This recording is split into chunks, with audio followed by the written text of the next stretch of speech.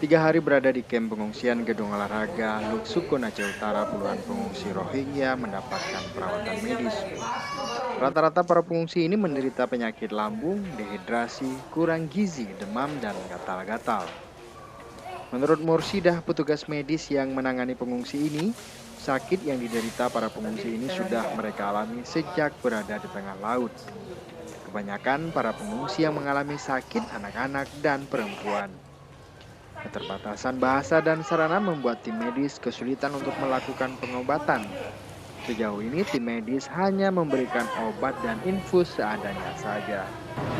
Dan sakit kepala, sakit badan gitu. Karena kan di sini ala kadar kita yang kita obatin juga semampu kita. Sebelumnya sebanyak 582 pengungsi asal Myanmar dan Bangladesh ditemukan nelayan Aceh dengan menggunakan 3 perahu di perairan Sundun Aceh Utara setelah terkatung-katung di laut selama 2 bulan. Kini seluruh pengungsi telah ditampung di Gedung Olahraga Luksukun Aceh Utara. Dari Luksukun Aceh Utara, Firdan Majmi, Taufik Lana melaporkan untuk Aceh Video.